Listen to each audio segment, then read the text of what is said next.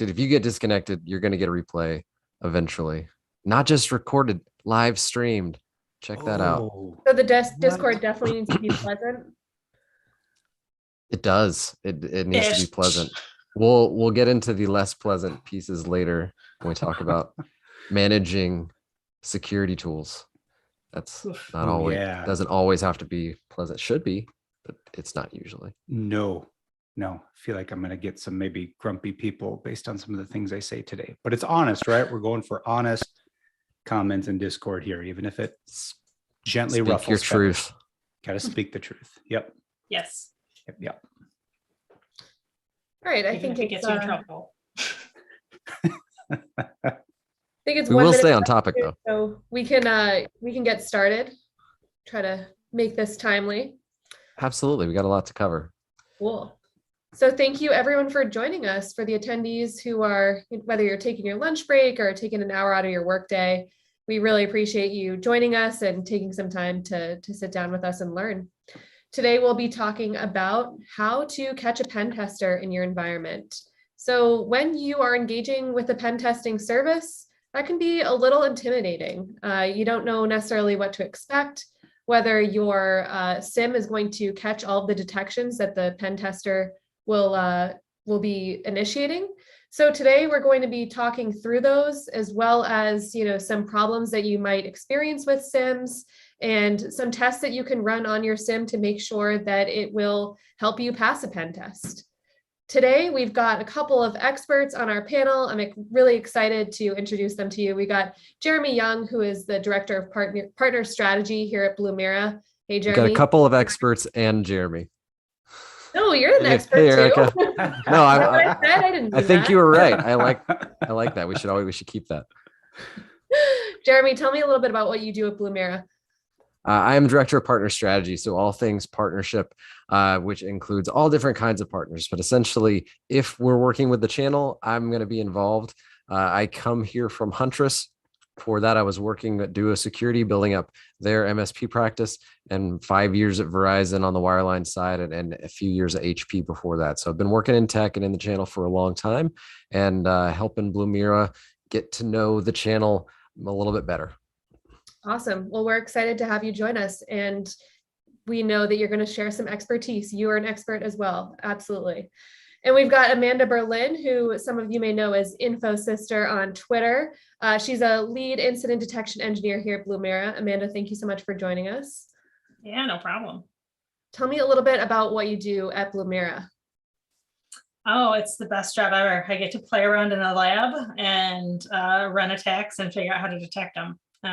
So I went from working on other SIEMs and realizing that a lot of that could be automated, because a lot of what tier 1 and sometimes 2 SOC is doing is very, very repetitive. So what we do is we try and build as many pre-tuning logic into our detections as possible. Awesome. And so don't be Amanda, modest. She also wrote the book on the subject of. Yes. Right. Yeah. And Amanda, you've created a lot of the detections that we're going to be talking about in this webinar. So we're excited to get your perspective on that. And our special guest today is Brian Johnson. Brian, thank you so much for joining. He is the president of 7 Minute Security. He has his own podcast, and we are super excited to have you on board today, Brian. Thank you so much. Thanks. Good to be here. Awesome. Well, I will hand it over to Jeremy, who will be our host and MC for the rest of the webinar. But just as a quick housekeeping note, we will not be having a question and answer session at the end. We have a lot to cover today, so we're going to try to go through everything as in much detail as we can. If you do have any questions, feel free to send those over in the chat, and we can try to answer them in that way. We will definitely be keeping an eye on the chat, so go ahead and send all that stuff through there. We love to see the engagement. So let's pop over to the next slide, or let's go ahead and have Brian share, and we'll just dive right in on that. Sure thing. Give me 1 second here. I'm kind of a Absolutely. keynote noob. How are we looking? Is that okay? Perfect. Let's dive into it. Who's this guy? Who's Brian? I'll just give you a quick, overview. Brian Johnson with 7 Minute Security. So we do a lot of risk assessments and penetration testing and training.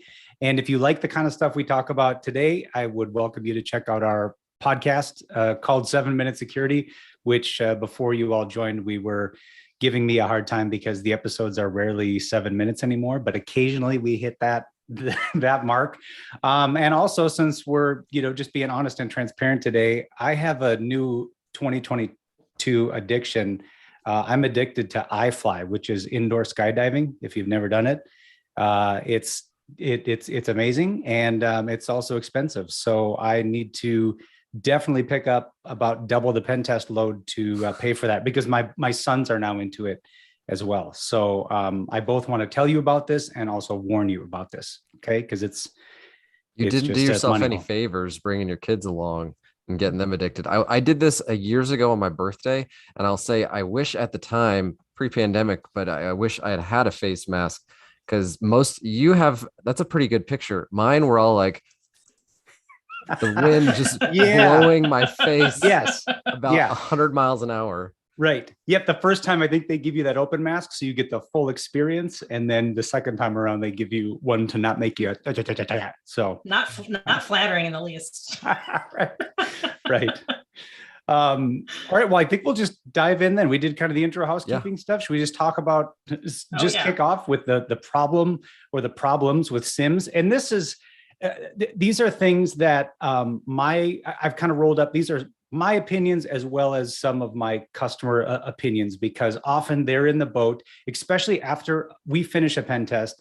We'll say, hey, we did XYZ things. You didn't detect any of them. We'd like you to consider a SIEM or a SOC service. And so we give them some vendors to talk to. And the common complaints they come back to us with are, number one, we've heard too many acronyms, too many buzzwords, right? The AI, the ML, the OMG, the LOL, the whatever. And the customers come to us and say, I don't know what any of these mean. I don't know if they're good. Like, do you just try to get as many letters as possible? And then are you like super duper protected? And also we encounter aggressive and over-promising sales teams who tell us things like, don't even worry, just buy our product and then you'll sleep like a baby for the rest of your life, because we're going to catch all of the bad stuff. And actually we've got a SIEM questionnaire we're going to share with you in a couple slides. And there's a poll up right now for SIEM issues. What issues good. Have you experienced with your SIEMs? So if you see that pop up, please pick, I think one, or it's multiple choice, so you can pick a couple. Nice. Oh, and it tells me hosts and panelists can't vote because I wanted to tick all of the boxes. I know. Can't vote. Okay. I will say, with the AI and the machine learning, I get this a lot, and people ask the question, do you guys use this? So let me just put out there that if you go to somebody's website and the first thing they have is AL and machine learning, just run away, because it's mostly smoke and mirrors. And also, think about it this way. Most security organizations on the defender side have limited budgets and are having to scrape for every cent of budget they have. Attackers have access to the same tools and technology that we have. I agree that AI and machine learning will become a bigger part of the attack chain. It's just going to be on the other side. And so don't assume that we're just going to use AI and all of a sudden problems are going to go away. Security involves people and involves doing the basic things consistently, and no machine learning unicorn army is going to save us. Okay, I'm going to go on mute. Go ahead. Yeah, no, that's a good point. And another thing I would say that you should consider running away from right away is on this point about over-promising sales team. This questionnaire we're going to show you in a moment that should help you pick a good solution for your company. One of the questions we suggest that you ask your prospective vendor is, hey, are there areas of your product or service that aren't totally rad and awesome and might need a little improvement? And we had one questionnaire come back, and I want to quote this to you. A vendor actually wrote back, filled out the questionnaire, and they wrote, we have identified no areas to improve our product in, and rest assured, if your company uses us, they will be fully safe from threats. For the record, I took his questionnaire. That was not my answer. That was not your answer. But I just wanted to just write back, just reply and write K and then hit enter, because I don't even know what to say to that. But to me, that's a red flag. Yeah, you too, Amanda? Yeah, liars. I just couldn't believe it. I thought, am I getting I mean, punked? I've actually worked for SIEM vendors before that they told me I was being too honest with customers when I would say, well, this isn't really the solution for you because we can't do all the things that you're asking. And boy, did I get in trouble. Yes. Yes. And I imagine this Better to be person would be honest. too. Yeah. Yeah, for sure. Yeah. And kind of the third point, another big something that grinds my gears is the limited alerts or confusing alerts, dashboards, and reports you get when using these services. I tend to see that either the dashboards have so much capability and functionality that they look like the screenshot you're seeing and it makes your head spin, or the dashboards are so stripped down and bare bones that customers can't really glean any useful information without like entering a ticket. And then maybe there's a 24 to 48 hour turnaround before it's like, oh, here's your report. And in the meantime, you might be getting fully owned or ransomware. And then it's like, was this really a good investment in the first place? But all So the there's, pretty colors. but single pane of glass, right? Yeah. And even if there is, it needs to be a not confusing pane of glass. So, so that questionnaire I referenced, and I think some of these things we can maybe drop in the chat because this is a long link. Don't expect you to try to type all that in. But we put together a questionnaire that breaks down some key categories to think about if you're going to do a bit of a SIEM bake-off, right? So demo trial period, that's another big one for me. I've had some vendors just flat out, when I tell them, hey, I'm thinking of recommending you to my customer, I'd like to run your service for a while in my pen test lab environment where bad things are going to be happening and I expect your service to bark about it. And all of a sudden they get all nervous and their shoulders go up and they're like, oh, well, because of reasons, we can't let you do that. And I just think this is too serious and too big of an investment to not have at least the option of a demo and trial period. Again, that's just my opinion, but that's a big one for me. The sensor deployment category, that's really designed to help you help the service scope your potential solution, because I've seen customers have an initial conversation, they get an estimate and they go, oh, that seems fair. We have that much money in the budget. And then at some point, a technical person gets involved and says, oh, whoa, they've got 5 sites and their network is set up this way. Oh, well, we need 6 more sensors and now it's 14 times the price. And suddenly all that time was wasted for everybody. And we're back to square one. And Brian, Eric has shared that link in the chat. So what he's sharing is basically the full questionnaire, which is a great resource to, if you're looking at a new SIEM vendor, ask all of these things and put them through the paces. Yep. And we also had that poll come back, Erica. Did you see what were the top ones? Hey, sorry about that. I did. I shared it. I believe the top one, it is difficult to deploy, followed by confusing and or limited dashboards, and also too expensive. So those are all the common problems that people are dealing with. Thank you. There it's back. Yeah, that's appropriate, especially on the too expensive stat. That kind of fits into another category we cover that I think will help you get a better idea of the costs up front. And that's log ingest. I think, and you all would probably know better than I would, I'm seeing more of them go to an all-you-can-eat buffet style pricing, but yet some of them, especially the roll your own SIEMs, will have, hey, before we offer a proposal to you, let's have you fill out this cost calculator, and that'll determine how much you're going to spend for log ingest. And maybe I just have missed the boat on this one, but that just gives me the nervous willies, because is that something you can easily calculate? If you just go, can you go endpoint times megabytes times days or something and be like, I can feel confident that this will be what my quote is at?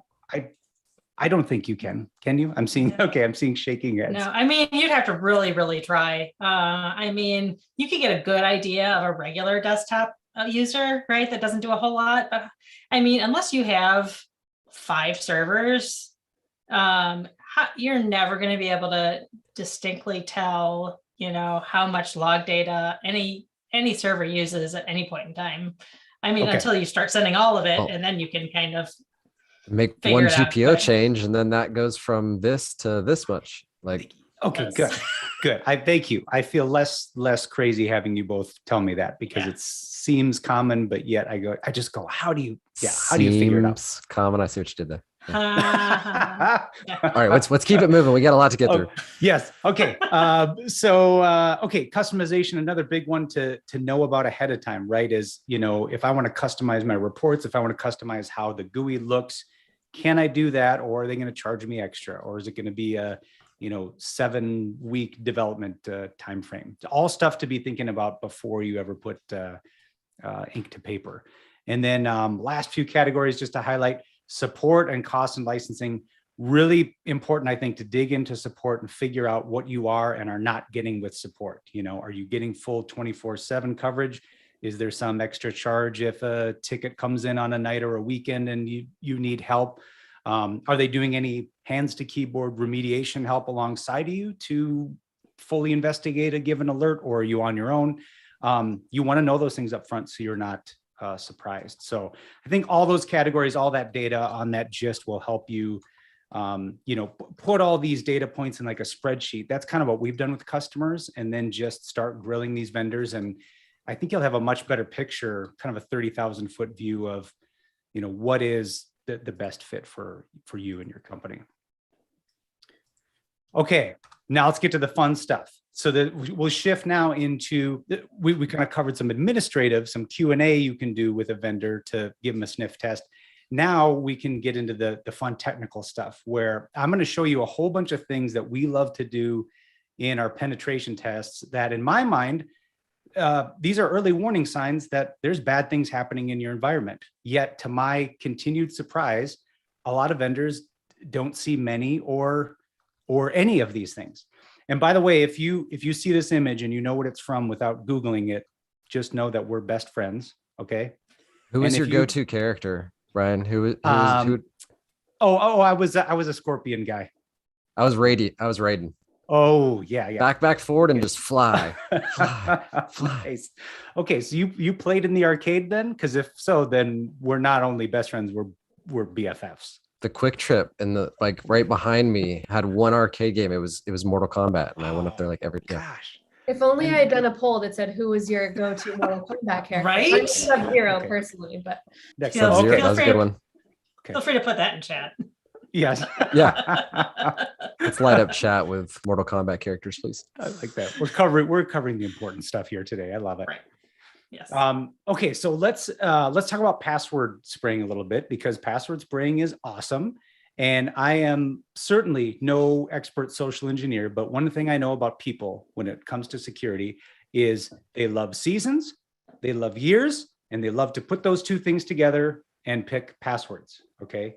So what I see a lot of— Brian, quick jaunt. When I was at Verizon Wireline back in the day, and they had a 30-day policy to change password every day, my manager, my boss told me, just do Verizon 01, Verizon 02, Verizon 03. Yeah, another classic. Yep, that works too. Company name plus year or incremented numbers. Also a wonderful combination. But what I'll see a lot of SIEMs do is they will throw alerts if accounts get locked out in mass, or if I'm picking on one particular account 3 or 4 times in a row. But they won't typically see something like this, where I just try to log into everybody's account one time with a password like, winter 2021. So if you want to test this in your own environment, there's a lot of free tools you can use to do just that. I'm going to show you one of my favorites here, Wdigest, which I think could easily be like a webinar in itself, because it's got so many cool Swiss Army tricks to it. But this is freely available on GitHub. And I'm going to show you a season plus year password spray combination here. Okay. And one thing I love about Wdigest is that it doesn't require that I build any sort of user list. It's smart enough to try all the users for me. All I have to do is provide it with the password that I want to try to spray with. And then I specify my out file of any valid account hits. Okay, so it just ripped through everybody in my environment. And if I look at my winter.txt, That's great. I have one valid username and combination, username and password combination. Maybe this is going to be a domain admin. But in the meantime, the good news is, if this was a Blumira environment, boom, we would have a detection that, hey, this is happening. Again, I can't think of a time on a pen test where the customer told me, hey, I saw you do password spraying. 1 or 2 times we'll accidentally lock out accounts. They'll see that. But just the try a password on everybody's account one time, most of the time it just flies under the radar. And the underlying theme here is if you can catch a pen tester, you can catch an attacker. Pen testers are just simulated attacks on your environment. So they're using the same tactics, tools, and behaviors. And Amanda, I want to chat a little bit about how or why we created this rule and why we choose to create the ones we do. Oh gosh, I could talk forever about that. So this was one of our earlier findings that we created, and we kind of wanted to go through all the different kind of password spraying like behavior. So we actually did it all in our lab. So we did password spraying, we did brute forcing, we did trying to bypass multi-factor authentication, like we did all of these different kind of things. And it turns out, like, after we started looking at customer data, a lot of people don't even have those logs enabled to let you detect this kind of stuff. So by default, Active Directory doesn't turn on 4625, which is a failed account logon. It's, you know, that right there is a huge miss a lot of times. Just, and then going back to like having to pay for how much logs you're ingesting, nobody's going to turn on extra logging because that just costs more. So then you miss out on all the good stuff because you can't afford it. And I just shared in the chat a GPO from Blumira that helps enable more verbose logging. If you're going to use that, use the reduced verbosity version. The full verbosity is meant for like DFIR engagements, and it will create a lot of logs, but we just stick with the reduced verbosity, but it will enable us and whoever else you're using to see more valuable data to more easily find stuff like this. Yeah, but we have a whole like matrix and reason for why we pick what alerts we're creating next, but we're doing like 40 to 60 a month. And for all those who are Blumira customers, most of our alerts have thresholds, and we do that so to limit the amount of noise. If you are curious about what your thresholds are, reach out to SecOps. If you want to tune those up or down, we can change those. Customization is also always included. Brian, what was the next one that you looked at? Yeah, next one, this was just more of a kind of a housekeeping thing, but I just wanted to highlight a common issue we see where customer sets up a vendor account for something like, in this case, VoIP services. VoIP vendor is going to come in every once in a while, do maintenance in the environment. And so they set up an account, they set it not to expire, even though you get a warning, they set it not to expire. And then they go, oh, you know what? It's just going to be easier later if we just make this account a domain admin, because then they don't have to bother us when they need to remote in and do their maintenance. Okay. So now that by itself is not necessarily dangerous, but I think it backs up a pattern we see a lot in pen testing where any new account gets some default password, right? I don't know, new hire 2021 or vendor 2021. It's set to not expire, and it has excessive privileges. So if we find somewhere on the intranet or snooping around the default password they give to all users, we're going to go back into Wdigest, spray everybody with that password. And sometimes we find this VoIP vendor and boom, we've got instant domain admin access. So in a Blumira environment though, what I like is that you actually get a 2-for ding for this. You get an indicator that you've just set up a user with a non-expiring password, which I think is great to be aware of. And then also you've had a change in one of your key high privileged groups. You know, anytime people are coming in and out of domain admin, enterprise admin, schema admin, you know, you want to know about it and be able to, you know, sanity check that with your staff a bit. All right, next one, we get into some roasting attacks, which are really fun. So this This curb roastable one, I'm going to admit, I'm not an Active Directory guru. I don't understand all the smoke and mirrors and magic behind curb roasting, but this Black Hills information security article is a great one that'll take you deep into the tech weeds if you want that. I'm mostly in a position where I have to tell a C-level non-technical person what this is and why they should care. So I usually tell them something to the fact of, hey, if you've got these SQL accounts or IIS accounts running out there as services, if I get a hold of any credential in the environment, I can kind of just ask Active Directory, hey, will you give me a list of those users and also their hashes? And so I want to show you what that looks like. There's several different ways you can pull that information out of Active Directory, including with Rubius, which we just saw. But there's a script on GitHub called invoke kerberoast that we can just import and just run the module. And this will spit out any accounts that are kerberoastable. So in this case, we'll see a fairly common finding on a pen test where we've got the SQL service account and its associated hash. So on pen tests, we'll often find we've got a SQL account or an IIS account that was established eons ago. And because the organization doesn't know exactly where these accounts are running around the enterprise, they just leave them alone and they leave the passwords alone forever. So they're often weak and easy for us to crack. So I can basically copy all that text you're seeing, the hash of that SQL service account, and I can crack it. So let's just say that I took off that hash, I cracked it. And now I want to validate to see if the creds are good, which they should be, but also see if they have any sort of elevated privilege. So to do that, I want to tell you about my very favorite pen test tool in the whole wide world called CrackMap Exec, which also could be its own webinar. It's really awesome. You can use it for password spraying. You can use it for ripping credentials out of memory.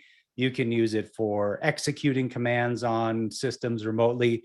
But let's just see it do a very basic but important function, which is validating credentials.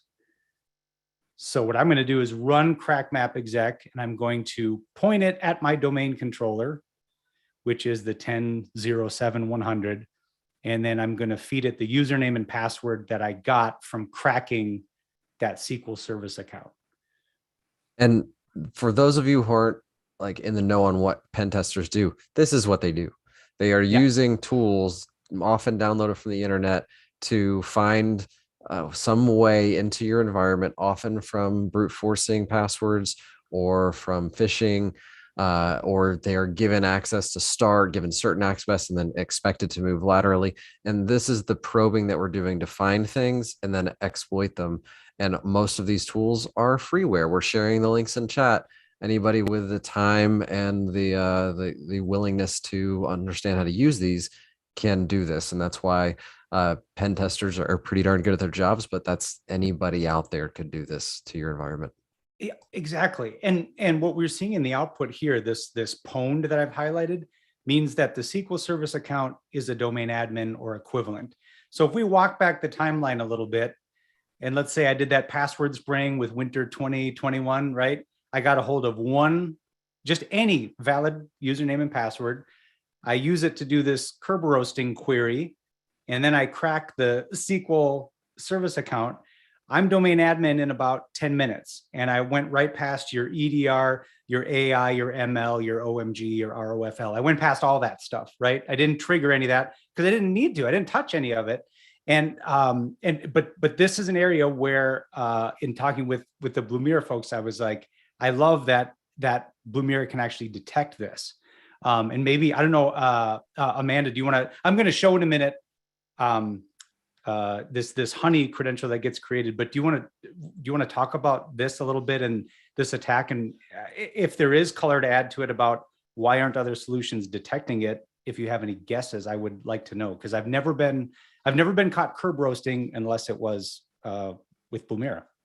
Before we go too deep into that, Amanda, there's a quick question in the chat, Brian, that I think, the answer is there's always anything you download from the internet, shouldn't assume it's safe, but how safe are the pen testing tools? Any chance of them containing malware? Oh, I love that question. And yeah, definitely there's a chance of them containing malware. And I'd be curious for Amanda's opinion too. I actually talk about that in a couple slides as well. I think there are those purists, right, who say you should never run any line of code on your system that you haven't audited and fully understood, and so on and so forth. And I don't have those skills. I can't do that. So I feel like as a security practitioner, I have to make educated decisions in what tools I use. And so I feel like, you know, some of these tool authors I know personally, and that's maybe neither here nor there, but you know, I trust that to their best ability, they're not introducing vulnerabilities that would make my pen test go off the rails. But I feel like unless you have the knowledge to code all your own tools from scratch, you have to place your trust with somebody or some organization at some point. And so these tools that I'm featuring now are areas I've given them my trust. But I don't know, am I a crazy person, Amanda? You can let me know. No, I mean, I agree. I just don't download pen test tools from like Pirate Bay. Good, yeah. Right? Like I actually get them from the authors themselves. So it's usually, you can usually tell, right? There's a lot of really well-known authors for these tools. You know, all of the people that created Metasploit have created other tool sets as well. And all of their work is on GitHub for the most part. And they're really public figures, and they're actually doing this for, you know, their own profit, also to help like in general, and because it's fun.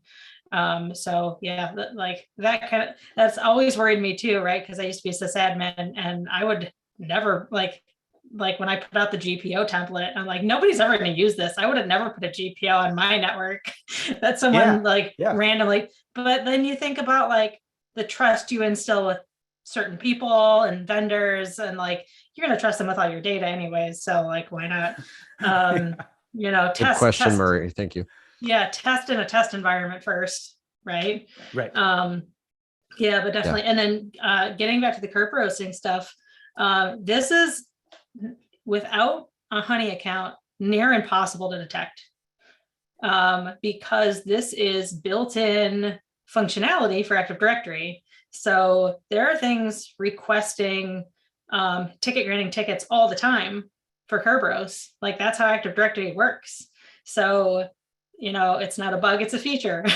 So if it's constantly requesting those tickets all the time, from legitimate accounts, like you can't alert on that kind of activity. So what we do is creating the honey account, then you can detect when that one has its ticket requested. So that's really the only way you can do it that I know of anyways. That's awesome. I just wanted to show that. I hear AI and machine learning let you do it automatically. Yes. Yep. Right. But if Definitely. you don't have that, check out Amanda's script, you know, for those of you who don't this is AI. Yes, I just wanted to show that in action. I mean, it's super simple to deploy. I just downloaded your script, ran it, and then it creates this new account with a, you know, random name. So default app pool, such and such. So now if, I'm just going to show rerunning the curb roasting attack. So this time we'll see two accounts, right? We'll see my legitimate SQL Server account, but then we'll also see this new one that has the default app pool name in it. So there we go. So you've got that honey account that we've now triggered. And so shortly on the Blumira dashboard, we would see something like this. Hey, this specific IP was interacting with the honey token account. So this is cool. Again, the theme here is like all these little things we're doing along the way, all this enumeration, right? That isn't going to trip other systems. It's awesome when you can get alerted about that proactively.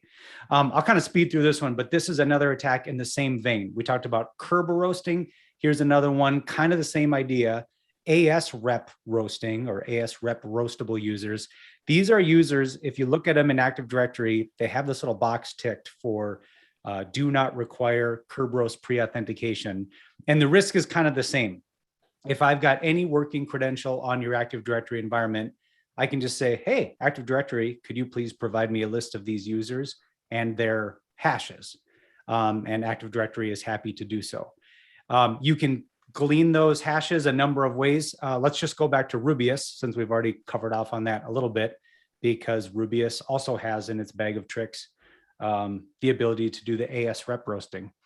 This actually, I wanted to go back just to that question we had earlier about downloading stuff from the internet. So a lot of these tools, if you go and look for them, you'll find out, oh, I've got to get into Visual Studio and actually build out and export these executables. Personally, I know just enough about Visual Studio to know that I have no business in Visual Studio. So if you want to get a package of these popular offensive security executables, this is an awesome collection called Sharp Collection, where this author has developed some sort of pipeline that goes out, I think, every night and downloads and builds into exe form a whole bunch of popular OffSec tools. Again, you want to be careful, right, of just downloading and running random stuff off the internet. But this author or this company is another one that I've chosen to trust. So as you can see, Rubius is in their toolkit, so you don't have to do any Visual Studio kung fu. All right.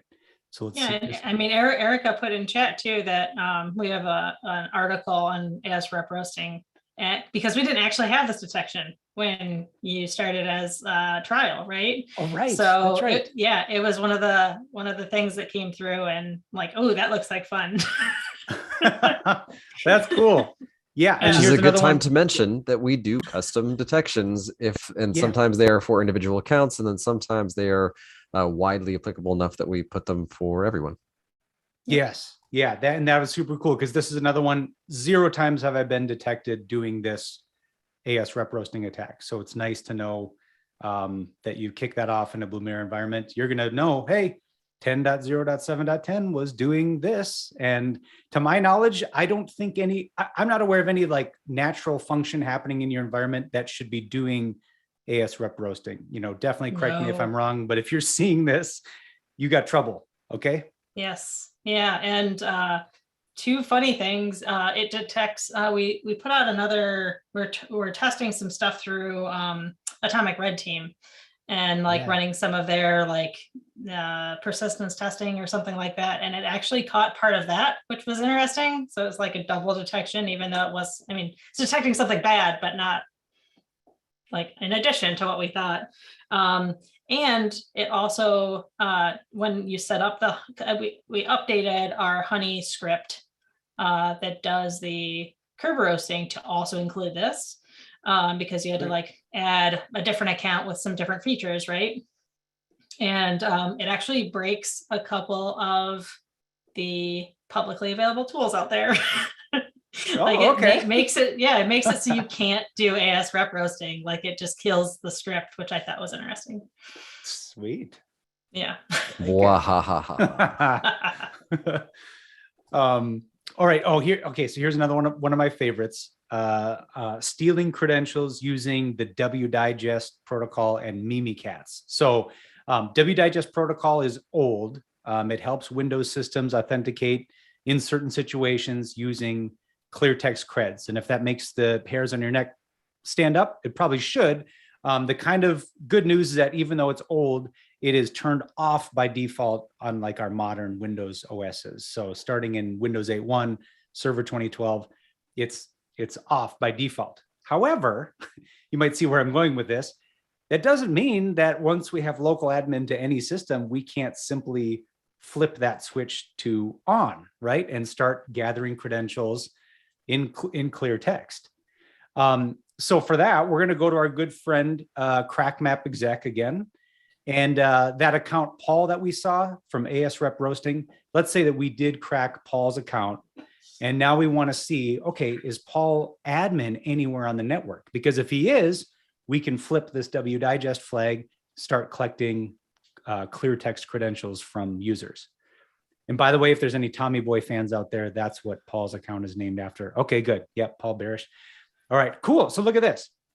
He's got a pwned indicator on dev01. So that means he's a local admin to the dev01 box. So the next step is we set our trap with this Wdigest flag.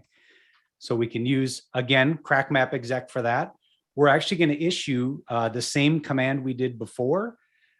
We just need to add a module qualifier to it. So CrackMap exec has all sorts of tricks up its sleeve.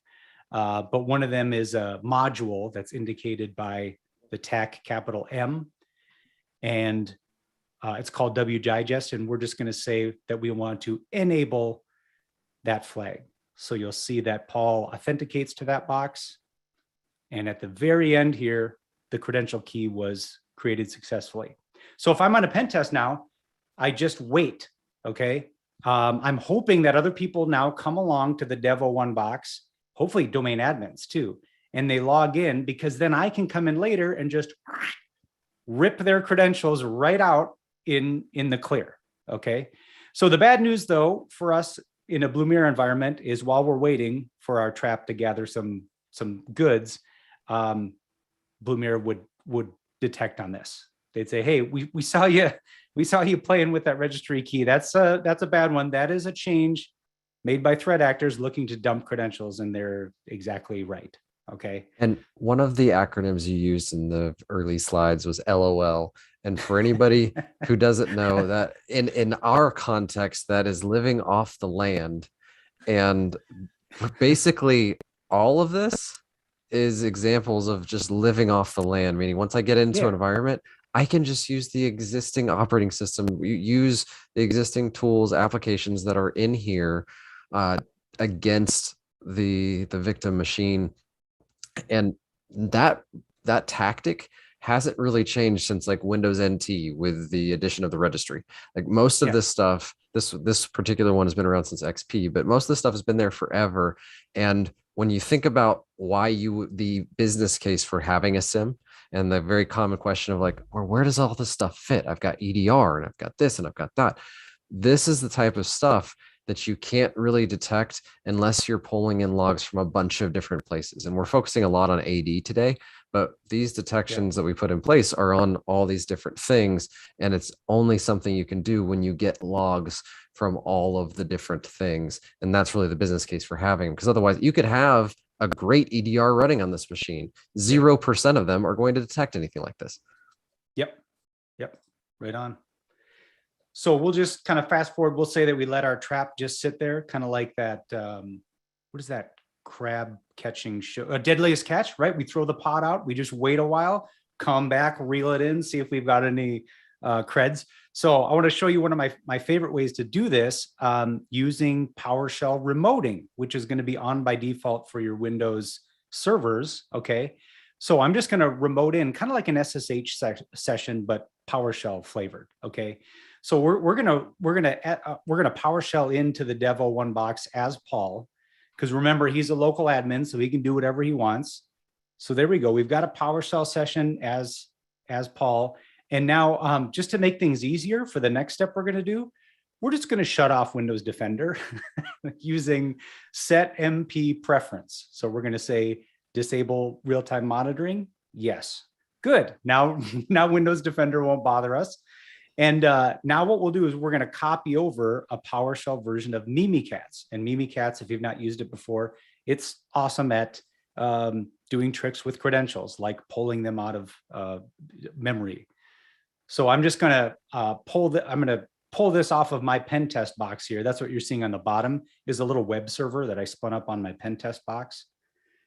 And then now that I've got the shields lowered on Dev01, I'm free to actually import this module, this Mimikatz module that I downloaded, and then just straight up run Mimikatz with no grouching from Windows Defender. It's all too happy to let it run. And now you'll see kind of this big splat of information.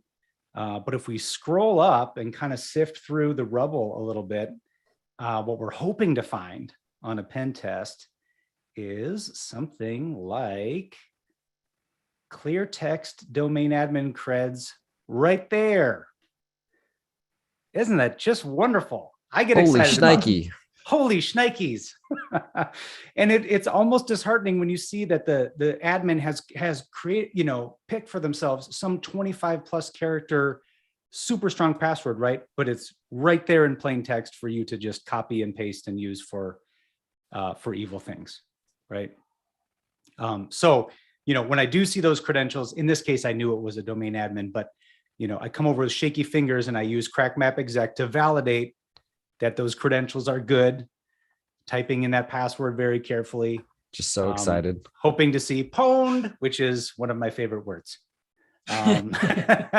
So, but the bad news is, again, in a Blumira environment, they would have caught on to that I was running some Mimikatz shenanigans, right? Even though Defender's shields were lowered, that still generates enough logs and traffic for Blumira to say something is amiss here. Yep. If all right. you're getting logs from Windows and they turn sysmon on, please. Right. That's all. Isn't it? Is it true, kind of, Amanda? Like out of the box, just deploy Active Directory, join some machines to it. Like the logging, the amount of verbosity and like good stuff. Terrible. On a scale 1 to 10, is it like a 2 out of 10? Is it a 1 out of 10? I would Okay. say. Okay. Yeah, it's absolutely, you're supposed to turn on like, it's like 50, 60 things. It's ridiculous. Okay. All right. Yeah. Wanted to touch on too, this honeypot module that Blumira has. So this, again, makes my geek radar kind of go off, but very easy to turn on your Blumira sensor, such that the sensor will spin up a couple of ports, like a couple of web ports, and a couple of like an FTP, a web port, and an SSH port for people to hit if they're probing the network with Nmap or what have you. So let's just say I'm on a pen test and all that low-hanging fruit stuff I just looked for yielded nothing. So maybe I get a bit more in the weeds and it's like, all right, I'm going to come along here. Let me do a more intrusive Nmap scan, see if anything pops out as something old, some old crusty software perhaps to attack with old exploits.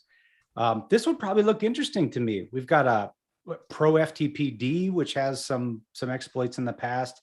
We've got a little older version of Apache, and it's Synology. So maybe there's some default creds that somebody didn't change. So let's pick on FTP a little bit, and I'll just try to log into that IP with probably some classic creds like admin or admin blank or admin password. Okay, authentication failed. Let's move along and look at the web interface, because that kind of looked interesting as well. That was on port 8080, I think. There we go. We pull that up. Ooh, sweet. Storage might have some juicy files. Let's use the default Synology combo of admin and blank. Okay, no, password is invalid. Please try again. So at this point, I would probably move on to the next thing in my playbook. But in the meantime, another twofer where Blumira dinged us twice. Yep, it saw my IP messing around with the FTP port and also messing around trying to log into the fake Synology. So that's super cool. That is super cool. So this is based on Open Canary technology. It is a Docker image that we pull down from the cloud, and it just runs right on the VM where you have the sensor running. We don't charge for sensors, so you could deploy these honeypots wherever you wanted to, put one on each VLAN, put one on each site, whatever. That's up to you, but this is one of the value adds there. And a lot of people there are companies that you can buy honeypots from. This is just part of the service. And I in my experience anyways, everybody's always like, there's so many people that are think of honeypots as a huge challenge to deploy, and they are, right? If you're going to build one yourself and do all of the work to make sure it's actually like deceptive to an attacker, and that we just wanted to help out by doing all of the legwork. Yeah, that was easy. I mean, that literally had an easy button. I think, don't you just hit on or enable, and it's just honeypot module add, and that's all you give it a name, like name it password server or something. And awesome. Okay, a little tangent as we get to the last few slides here. I wanted to talk about detecting finishing moves. That's another Mortal Kombat reference, of course. Finish him. But I want to talk about things that could happen in your environment that would be particularly disastrous. So if we kind of rewind a little bit, remember we did that memory dump and we found Tommy's credentials, and it's a domain admin. Well, if we get to this point in a pen test, one of the things we like to do, depending on how mature the environment is is we like to see if we can get, not for our amusement, but just to test further detections, see if we can kind of confuse the blue team, get them chasing their tail a little bit by impersonating other users without knowing their passwords. Okay.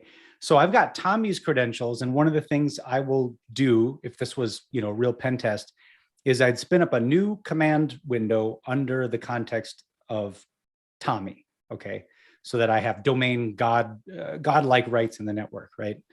And then what I'll do is run Mimikatz, which we ran on Dev 01 to just do local credential dumping. But I will run Mimikatz against the whole domain, and I'll dump out a list of every single user and the password hash associated with every user as well.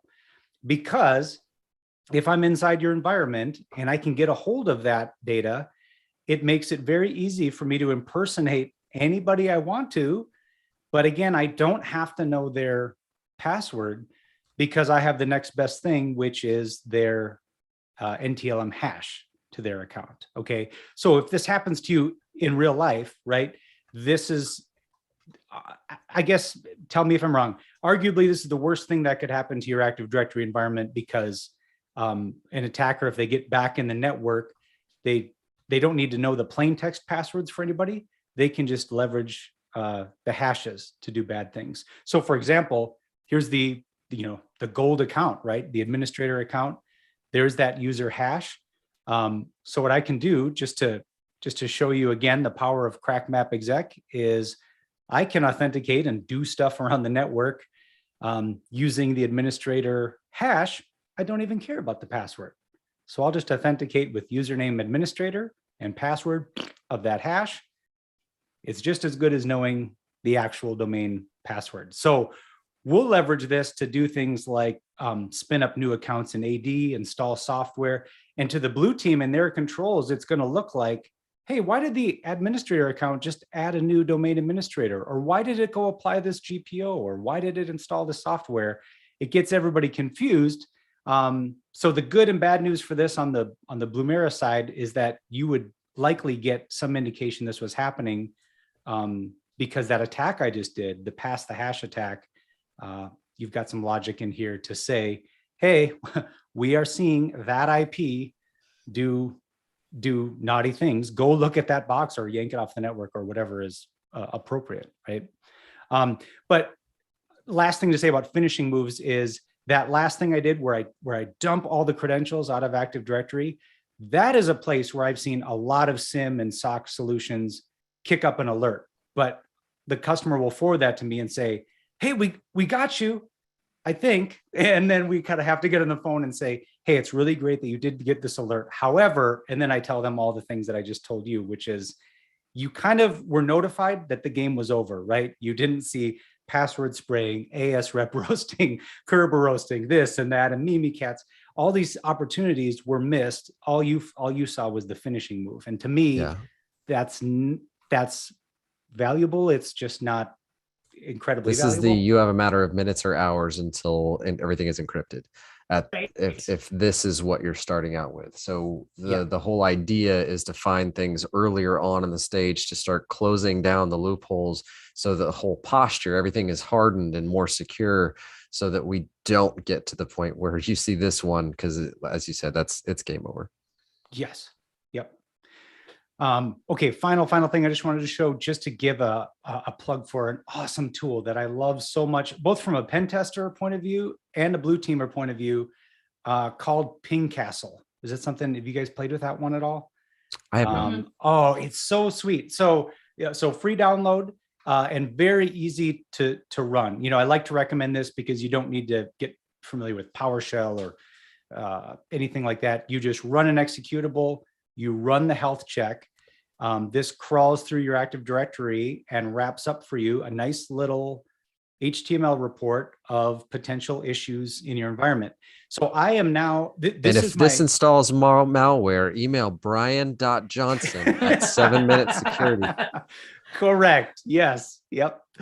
But this will, I run this now at the beginning of pen test. This is my go-to starting a pen test tool. So what you get when everything's done is this little HTML report. You open this up, and I'm going to pause it real quick because it gives you a score out of 100. So 100 is bad, 0 is good, and it gives you 4, big categories to look at: stale objects, issues with domain trusts, privileged accounts, and how you're handling those. And then, to me anyway, usually the most interesting area is anomalies. But if you scroll through here, they kind of say what information they gather and why they gather it and how it maps to the MITRE attack framework and so on. But it gives you really good practical findings and how to fix them, So I think I end up just sort of scrolling down. Oh yeah, here we go. We would have found accounts that had the Kerberos pre-authentication, Paul, that we did the AS rep roasting attack on. We've got a bunch of accounts with never expiring passwords. We want to know about those and figure out if they really should be expiring. And then I think as we get deeper, we get to the anomalies section, which usually has some crazy stuff in it. But I like that it points out, lapse isn't installed. Top one there, we've got a password actually stored in GPO, that top finding there. That's a big one we didn't talk about. But yeah, lapse is not installed. Password policy is less than 8 characters, like tons of findings, and they give it a score kind of weighted depending on how important they think it is. Like the score is backwards. I would want to be 100%. Yeah, right. Yeah. We've been trained, right? We want that A on the paper, but I know we got kind of an I was like 85 score. No. Like golf, man. Yeah. There we go. Backwards. Lower. Yeah. So hopefully that helps. That's what I had. I hope I hope that was helpful to folks. I realize it was a lot, but I always want to hope to leave people with a lot of like, oh, I can go right to the office and run some of these tools. And I think that was awesome, and a very good just practical sharing of understanding why this type of technology should be in place if it works. A lot of SIEMs take up so much time and effort to make work that they become shelfware. And hopefully none of our customers are saying that, because we're doing a lot of the work on the security side of things. So Brian, go ahead. Sorry.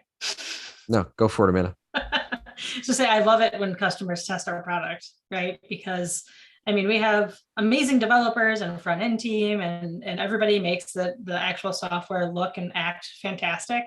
But like, if you don't have good detections, like, we're not going to go super far, right? Yeah. So having I can only test them so much because I only have so much red team experience. But having actually detecting legitimate attackers and having literally anybody test our product is so much fun. Just fine tuning. Not attackers. We don't want attackers testing our product. It happens. It does happen. It does at least once a week. I dropped into the chat, Brian, your episode 490 of the 7-Minute Security Podcast. And to Amanda's point, you're talking a lot about your experience with the Blumira when you were first setting it up. Tears may have been shed by the Blumira team listening to your experience. Yes. So thank you very much for testing us and playing around with us, and for joining us today. This was excellent. I think we've got 1 minute left. We can wrap up. And really the call to action here is if you are a customer, you want to try us out, blumira.com/trial. It is free to try. It's very affordable. If you don't think you can afford a tool in this category, it is surprisingly affordable. And that's our mission. That's our goal, is bringing this type of technology to the segment of the population that has been priced out, or otherwise it's not been made available to them because they don't have the security expertise to run it. You don't need a lot of security expertise. We are built for IT people. If you're a partner, go to our partner section of our website. And we also have free for internal use licensing for MSPs, so check that out. There will be a recording sent out, Matt. Thank you for asking. This whole thing has been live streamed and recorded. The recording will be sent out to all of those who joined us today. And thank you very much for joining us, and keep a lookout for our future webinars as well. Brian, thank you again. Did a lot of the heavy lifting here. Amanda, thank you for joining us. Erica. Always Definitely. appreciate it. And we'll see you next time. Thank you all. Thanks, Thank you, everyone. Greg.